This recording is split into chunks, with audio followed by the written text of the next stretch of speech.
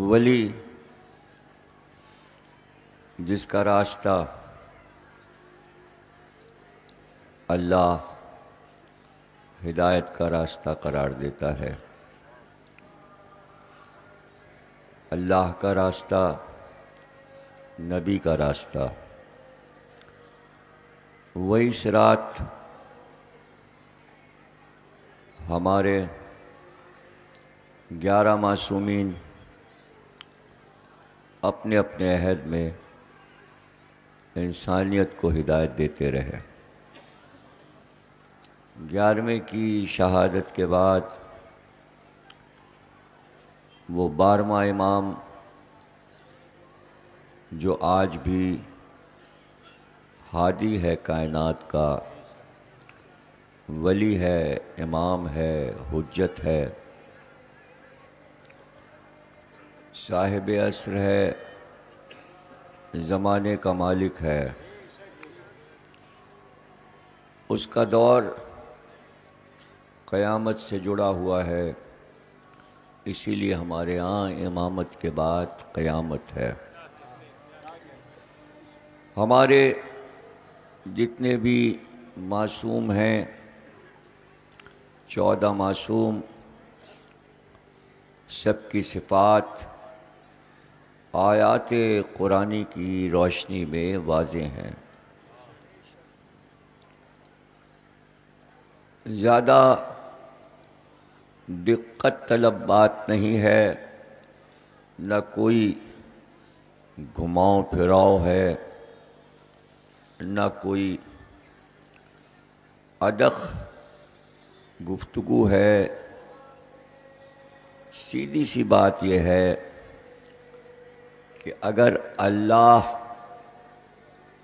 ہادی مقرر کرتا ہے تو کائنات کا مالک اللہ ہے، اختیارات بھی نبی کو، ولی کو، امام کو اللہ ہی دیتا ہے، اور وہ اہتمام خدائی اہتمام ہوتا ہے۔ جیسے نبی صاحب معجزہ ہوتا ہے، ویسے ہی ولی بھی صاحب معجزہ ہوتا ہے۔ قرآنی آیات نے کہا ہے یہ سب اللہ سے اذن یافتہ ہیں، یعنی ان کو اختیارات ہیں کہ اللہ کی راہ پر انسانیت کو چلانے کے لیے جہاں چاہیں پورے کائنات کے نظام میں تصرف کر سکتے ہیں۔ یہ چاہیں تو چاند کو توڑ کر 2 ٹکڑے کر سکتے ہیں، یہ چاہیں تو ستارے کو اپنی ڈوڑھی پہ بلا سکتے ہیں، یہ چاہیں تو آفتاب کو پلٹا سکتے ہیں، یہ چاہیں تو دریاؤں سمندروں کے رخوں کو موڑ سکتے ہیں۔ امام حسن علیہ السلام کے خطبے کے مطابق آپ نے فرمایا ہم چاہیں تو زمین کو آسمان کر دیں، آسمان کو زمین کر دیں، مشرق کو مغرب کر دیں، مغرب کو مشرق کر دیں۔ ایسے میں کوئی بولا تو آپ نے کہا ہم چاہیں تو مرد کو عورت بنا دیں، عورت کو مرد بنا دیں، اور فوراً ہی کہا اٹھ جا، مرد کے مجمع میں عورت کہاں؟ اب جو اٹھا تو مرد نہ تھا، عورت تھا۔ تو یہ اختیارات امام ولی کے پاس ہوتے ہیں، حجت کے پاس ہوتے ہیں، اسی کو کہتے ہیں حجت تمام کرنا۔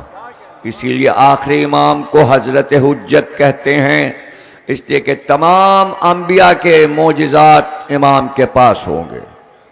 تمام صفات 1,24,000 انبیاء کے علی کے پاس بھی تھے، اور 11 اماموں کے پاس بھی تھے، علی سے مہدی تک سب کے پاس یہ صفات موجود تھے، موجود ہیں، موجود رہیں گے۔ اس میں کوئی حیرانی نہ ہو، اور اگر دنیا حیران ہے تو حیران رہے، ہمارے عقائد یہی ہیں۔ نہ 1400 برس پہلے بدلے تھے، نہ اب بدلیں گے، نہ اس میں تبدیلی آئے گی۔ اور پھر دیکھیے بعض لوگ جو کہ احساس کمتری میں مبتلا ہیں، وہ یہ بھی کہہ دیتے ہیں غیر اقوام کے سامنے شرم آتی ہے، شرماؤ، مر جاؤ، موت آ جائے۔ اگر شرم میں زندگی گزارنی ہے تو مر جاؤ، پھر جینے کی کیا ضرورت ہے؟ غیر اقوام کیا کہہ رہی ہیں؟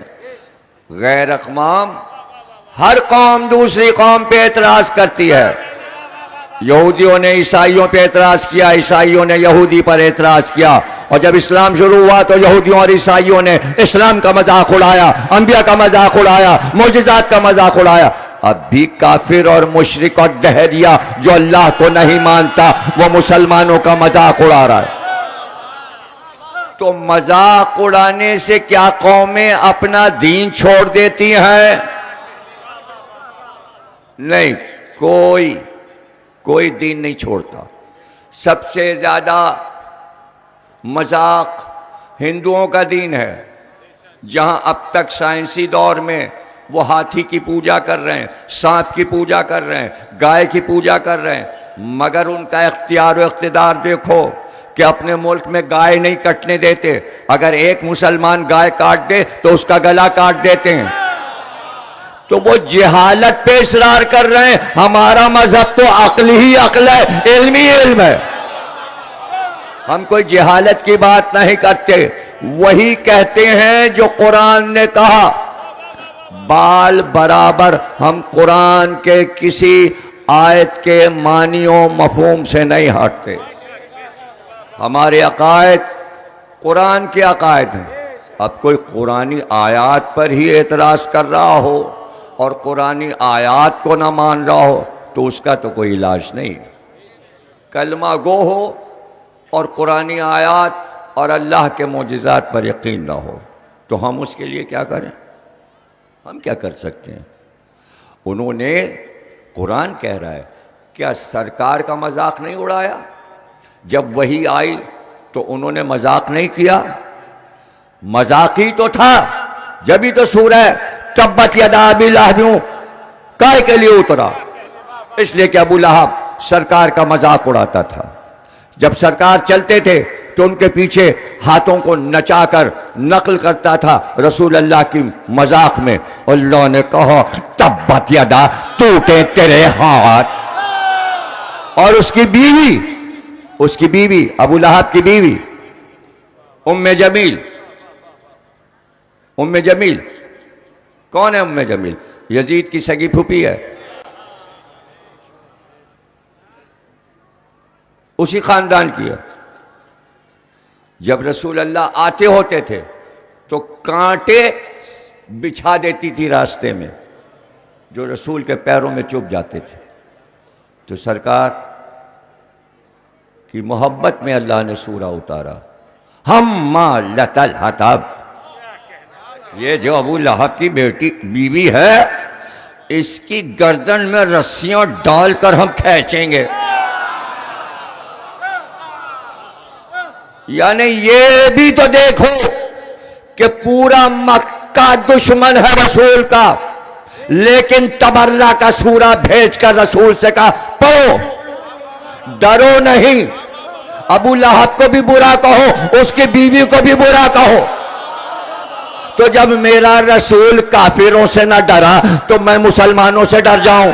کہ دنیا غلام ہوتی ہے جو علی کا غلام ہوتا ہے، رنگ ہے کا جس پہ چل جائے، اس کا مر کر